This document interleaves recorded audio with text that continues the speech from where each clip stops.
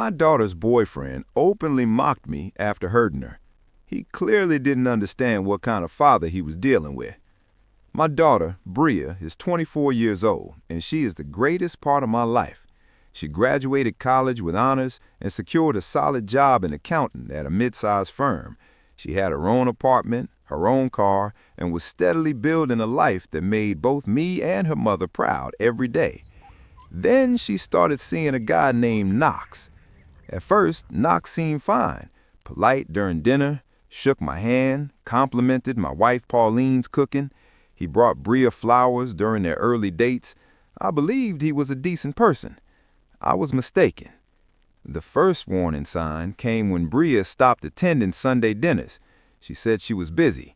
Then she stopped answering calls promptly and would reply hours later with messages like, "Sorry, I was napping." My wife noticed the change before I did. She said something felt wrong with Bria. I assumed she was just adjusting to the relationship and needed space. One afternoon, Bria came over wearing a long-sleeved shirt in the middle of July. Pauline asked about it, and Bria said she was cold. That didn't make sense. When she reached for a glass of water, her sleeve slid back, and I saw a bruise around her forearm, like someone had grabbed her tightly. I didn't react in front of her. After she left, I sat in my truck in the driveway for about 20 minutes, trying to steady myself. Pauline came outside and said we needed to handle this carefully. She was right. If I reacted emotionally, Bria might withdraw and defend him, which often happens in situations like this. So we made a plan. Pauline began inviting Bria over more often, simple, casual visits, coffee in the morning, lunch on a day off. She worked on rebuilding the connection that had been slipping away. She didn't pressure her. She just made sure Bria knew she was always welcome. After about 3 weeks, Bria finally opened up to her mother and shared everything. Knox had been hurting her for months. It started with grabbing and pushing, and then escalated. He convinced her that no one would believe her because he was respected at work and had no record. He told her that we would be disappointed in her for choosing someone like him, so she should stay quiet. He used our love for her as a way to control her. He told her that we would blame her, that we would feel ashamed. That part affected me the most. He took the safest part of her life and turned it into a reason for her to stay silent. I went to Knox's apartment on a Thursday evening. Bria was at home with Pauline. I knocked, and he opened the door with a smile. I told him I knew what he had been doing to my daughter and that it was over. He leaned against the door frame, crossed his arms, and said he didn't know what I was talking about. I mentioned the bruises. He claimed Bria was clumsy and bruised easily.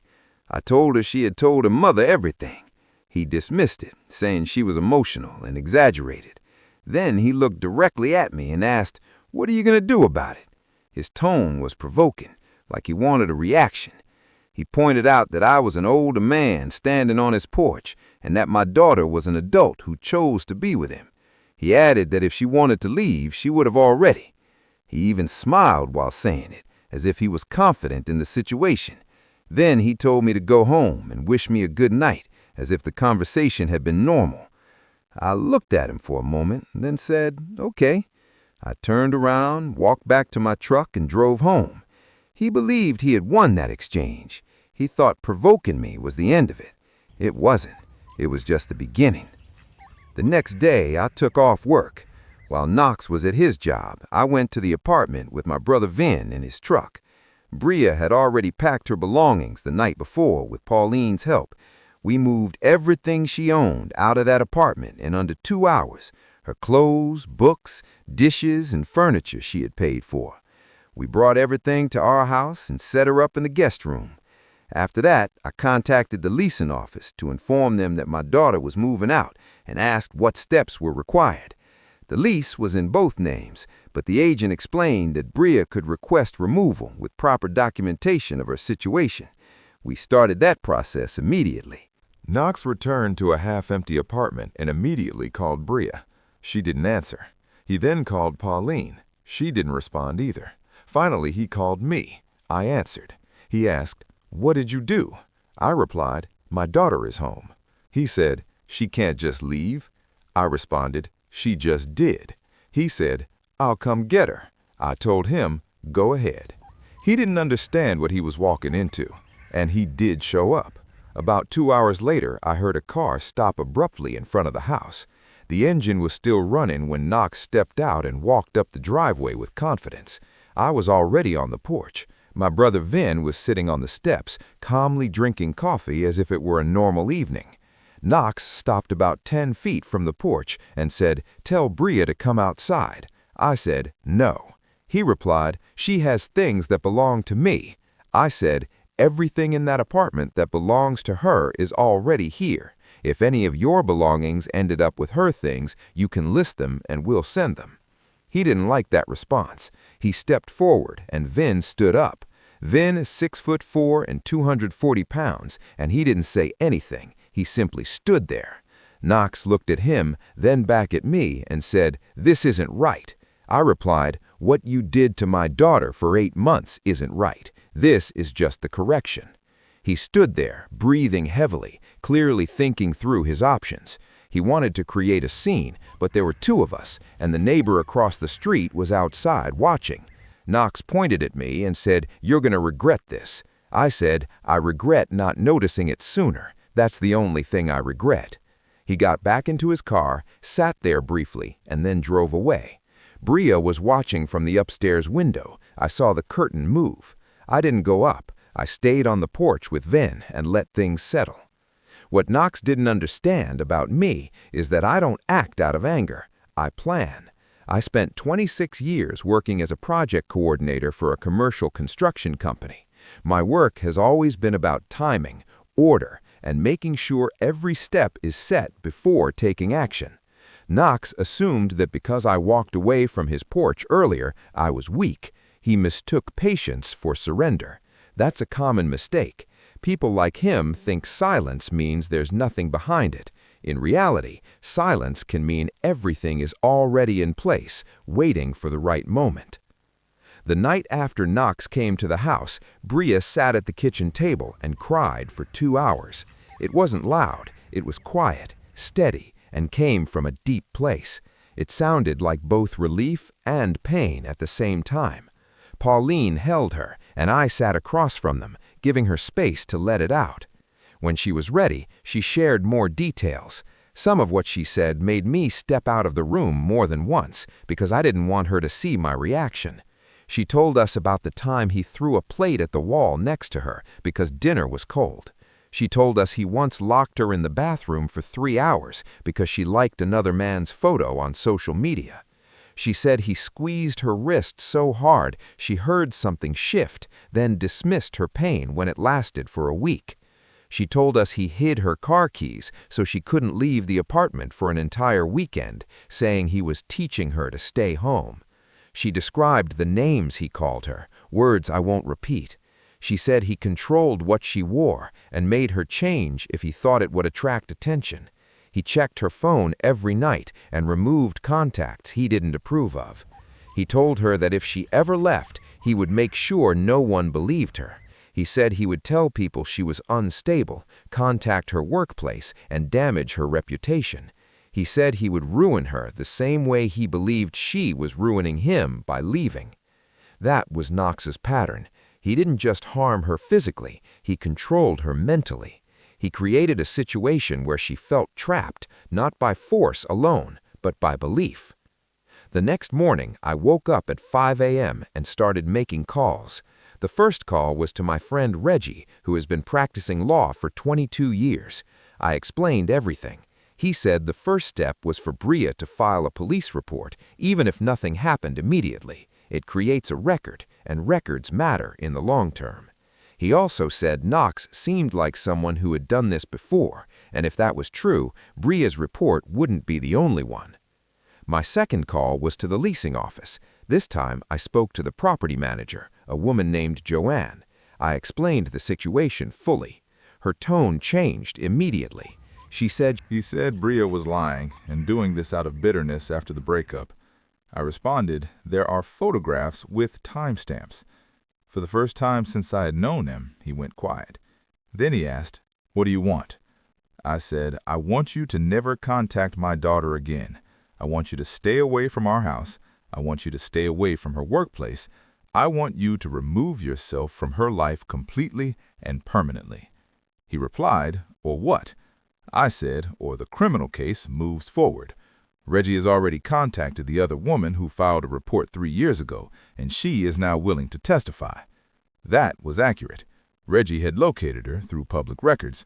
Her name was Denise. She was 21 when Knox treated her the same way. She was now 24. When Reggie told her another woman had come forward, she became emotional and said she had been waiting for this. She explained that she withdrew her report because Knox had threatened her family. She said she never stopped being afraid of him.